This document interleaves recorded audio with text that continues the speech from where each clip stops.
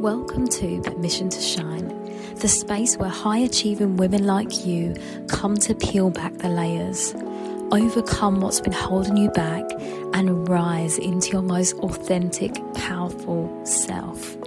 I'm your host, Sharice Bisram, inner power activation leader and intuitive healer, and a woman who knows what it means to look like she's thriving on the outside, also while feeling disconnected on the inside.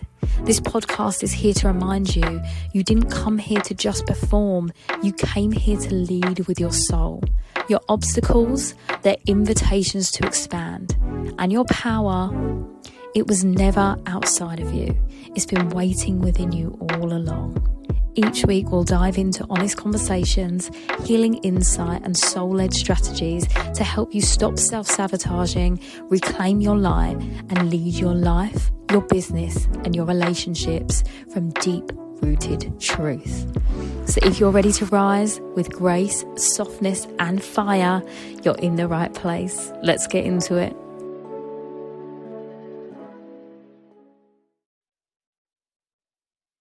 Hello, my loves. Oh my gosh, I feel so excited, confused, and all of the things in between because I'm recording this on the 1st of August. And if you've been listening for a while, you'll know that I'm a Leo sun, Leo rising, first house stellium with a Jupiter in Leo and all the things. And I feel like today, because the moon's in Pisces, I feel this like emotional release because Pisces is the end of the zodiac. So the last 2 days, I've felt this real emotional wave that I've been riding, and I feel like it's making space for whatever's coming next. And that feels exciting, scary, confusing, and all the things like I just said. So, yeah, I feel like the minute I pressed record it, I wanted to say something else. And I was like, I need to tell you this because I think sometimes we feel like we are supposed to have all the answers and we're supposed to feel certain all of the time. But that's not true. And I want to share that because I feel like this ties in really well to what I did want to talk about today, which was I really thought that when I first started doing this work, so that's like 3 years ago in January, so I'm like 3.5 years in, I really thought that my business was going to be teaching women how to be confident. I honestly believed that that was what I was here to do, teach confidence. And what's really interesting, and I've said this before, I'm a 5/1 in human design. Obviously, all those Leo placements, Leo Sun, Leo Rising, the first house stellium, as well as a Capricorn moon. What's really interesting when I look at my charts and all of the modalities is that I'm supposed to learn the lessons first to then teach them. And so this all ties in really clearly because I think that when I went on my healing journey in the lockdown and I had the dark night of the soul, the spiritual awakening, and all those things, I was so immersed in my healing that when I came out the other side, I did feel more confident, right? I felt confident. I felt more sure of myself than I ever had before. But honestly, the years after that peak, so I would say 2022, that was when I really started to understand embodying and softening into the feminine and surrender. And I would say 2025, I had to strip my ego bare again and rebuild again from scratch. And so, what's really interesting is through every cycle of this healing process, there's been this death and rebirth moment. And I think more than confidence, what it is that I've realized that makes not only my work, but who I am as a person, what really creates safety, I think, for other people. And I've always felt safe, I think, to other people, even when I was teaching dance, right? And the one thing really is about that is that I am I don't want to say a beacon, but like a hub or a cushion. I don't know what the right word is, but I feel like my real gift is safety. And that's wild to me to think that I was focusing on the top of the iceberg, right? The last few years and probably my whole life, right? Because I think even when I was a dancer, I was performing confidence. So no one actually knew what's happening in my life. I've spoken about this a few times, and no one knew I'd had childhood trauma and like all of the survival mode mechanisms that I was doing to keep myself afloat. Everyone just saw this shiny person. And then when I entered this industry, again, I'd been through so much and I was learning that I had to be rooted in who I am and I wasn't performing confidence anymore. But what I was doing, I would say, is I was always riding that wave of like, I've healed, so therefore my confidence is real and that's that, you know? And actually, what I've realized even more than that is that embodying that reality, that safety, is truly where we get to feel connected to ourselves and alive again. Because when you've had to survive for 20 years, 30 years, 40 years, 50 years, 60 years, however long it is, you don't know any different.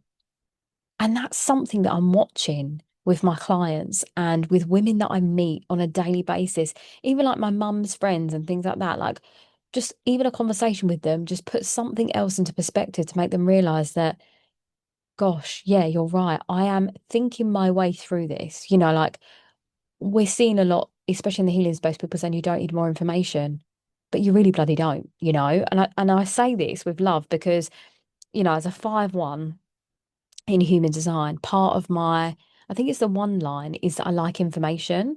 I like to know all the details. I like to know, like astrology, human design, all these things. I like to know lots of different modalities.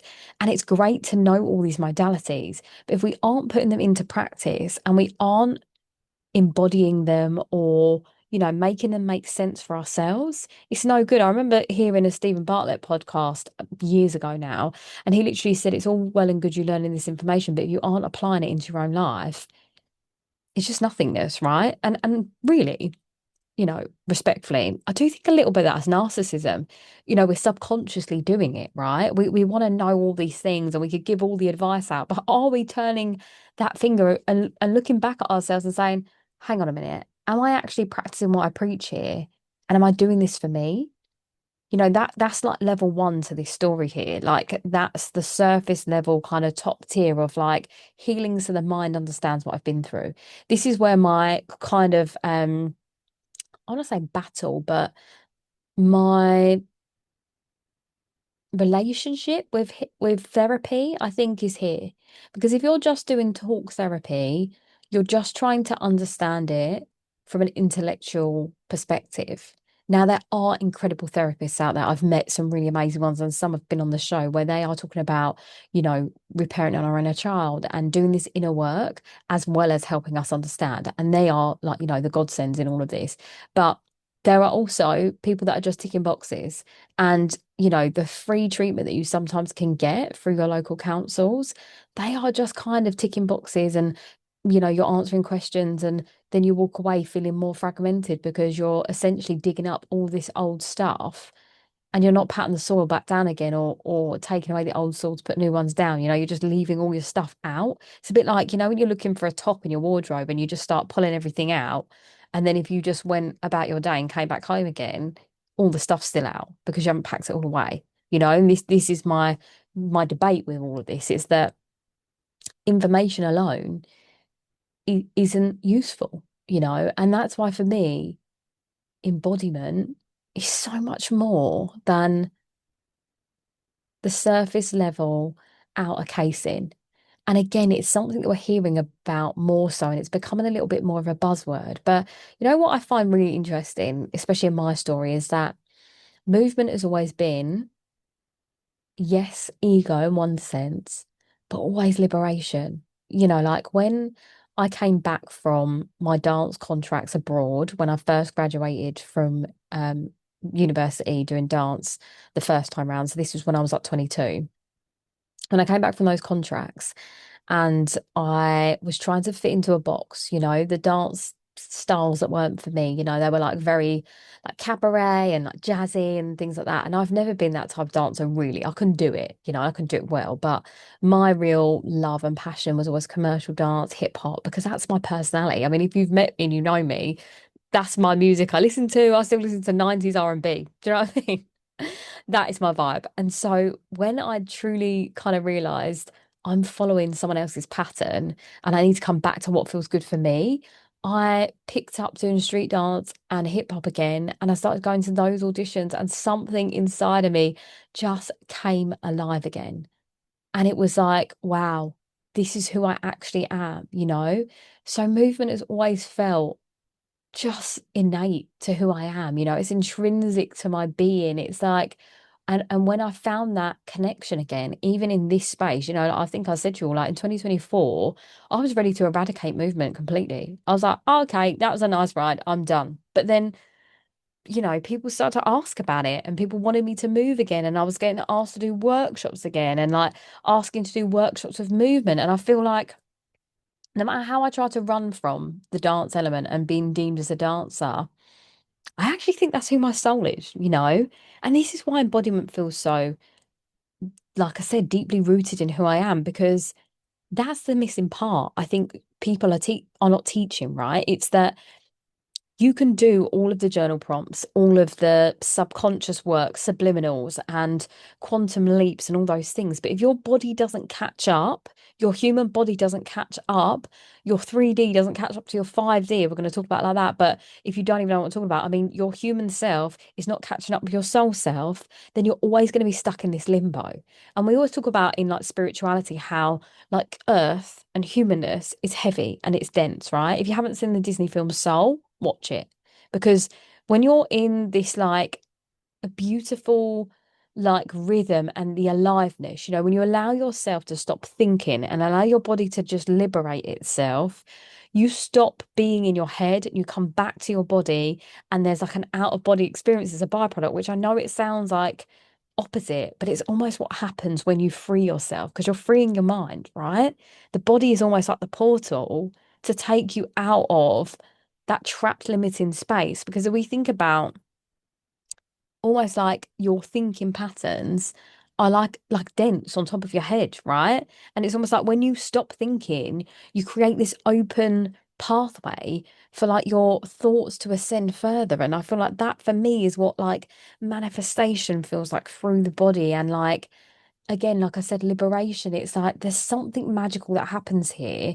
And it's not about reaching up always. It's sometimes about grounding it into your body, you know? Like this is why I talk about my work is the understanding of who you are and what you came from. That's the roots. You really knowing where you've came from, why you're here. You know, when I talk about my story and like the healing processes and all those things, understanding that bit, that's so I can stand solidly. Because I think that when we don't acknowledge the pain that we've been through, the vulnerabilities and the hardships, we're almost like bypassing something. It's a bit like I'm getting the image of like a triangle.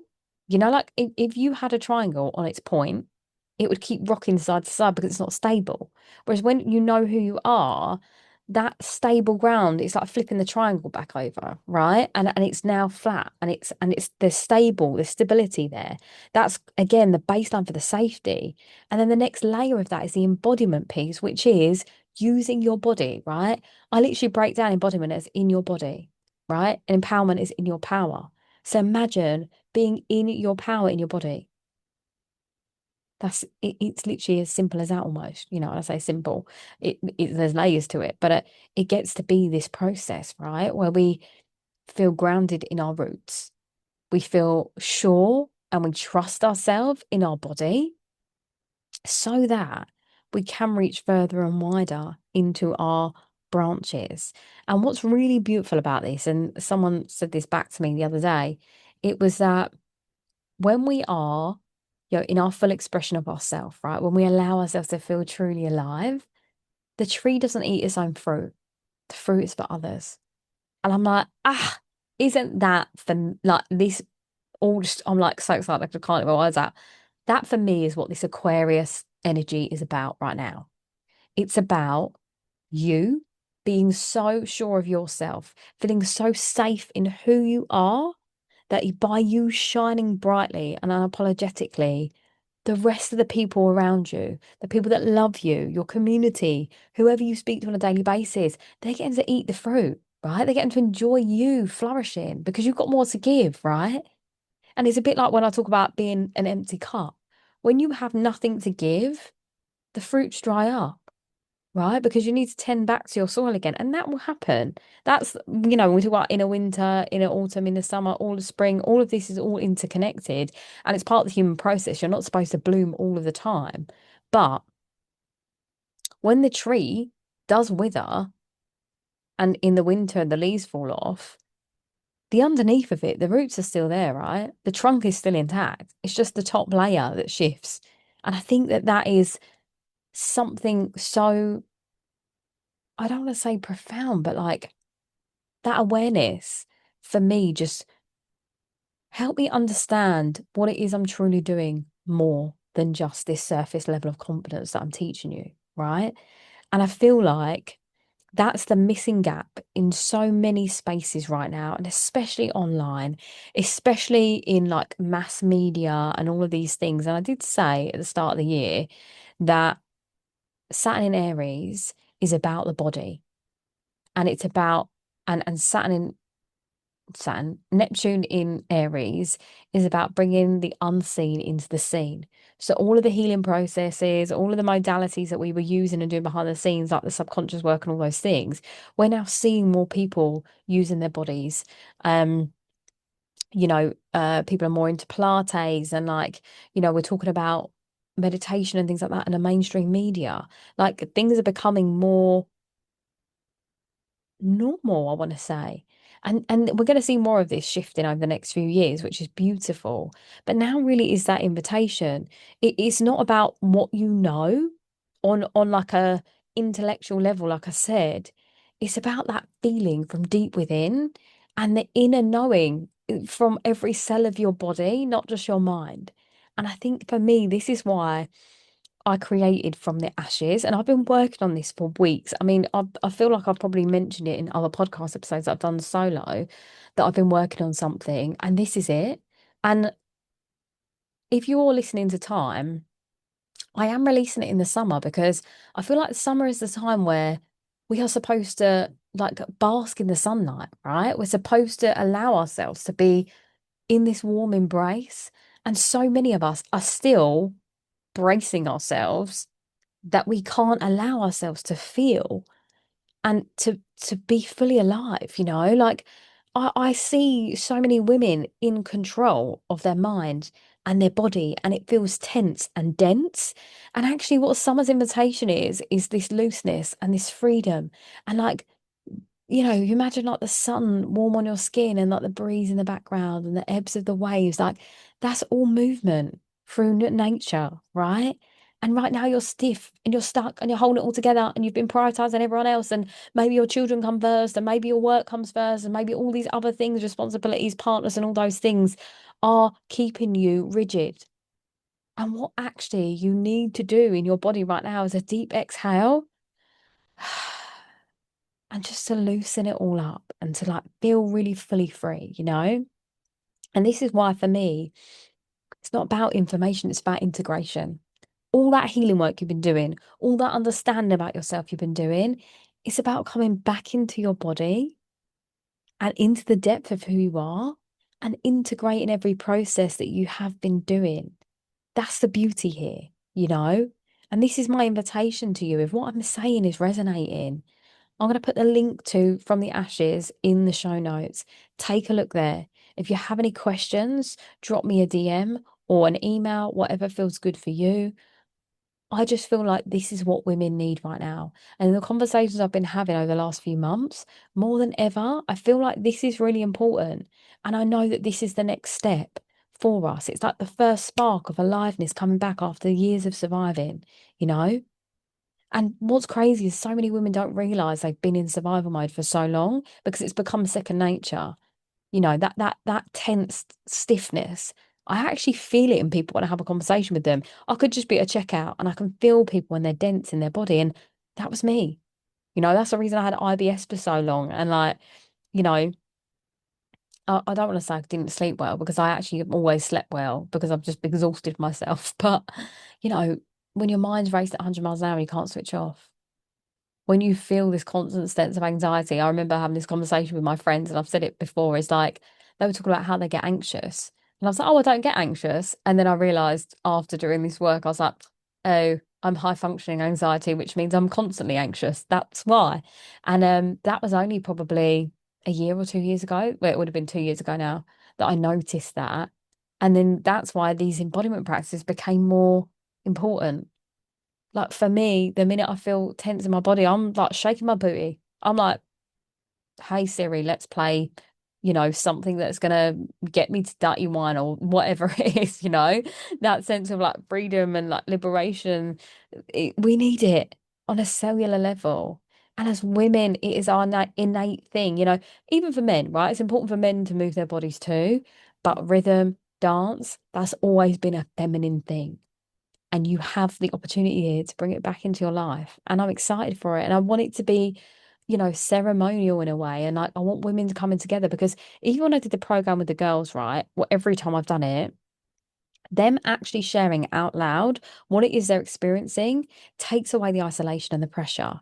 And the last one I did, the program with the council, I had women and girls in the space together. And honestly, that was the most beautiful thing to watch the girls see the women going through similar patterns that they've been through, and it takes away the whatever it is, the pressure or having to have it all figured out. I remember the first blog I ever wrote, it was things I've learned at 29, I think it was. And one of the girls that I met at dancing when I was like 13, she would have been about 7. She messaged me after and she was like, thank you so much for this. I felt like, I can't remember how old she was turning, maybe like, I don't know, 20 or something, 22, whatever the age gap is. And she just said to me, through reading this, it gave me the permission to kind of do the things I've been wanting to do and, stop being so hard on myself. So thank you. And throughout my years of just sharing honestly where I'm at, people have said the same things, like even on this podcast, even in my free Telegram space, I feel like I will never tell you something I've not done myself or not my honest expression and opinion because I have nothing to prove. I have nothing to hide or pretend to, like I have never once said that I am, look at me, I'm doing all these amazing things. That's not it at all. It's, if anything, it's like, if I can do it, so can you. That's the whole reason I do this. That's why I want to hold your hand through this journey and I want to stand with you and be in it with you because no one was in it with me. I was alone. Do you know what I mean? Like even now I find it hilarious. And today I was with my niece and she was doing cartwheels and she's started to go gymnastics and she's doing really, really well. Like she's only been there for I'd say, I don't know, 3 months, and she's already like polished like her cartwheels. She's doing one-handed ones now, and I taught her how to do cartwheels before, but obviously now it's just cleaner. She's so much lower in her split. Just everything is so much better.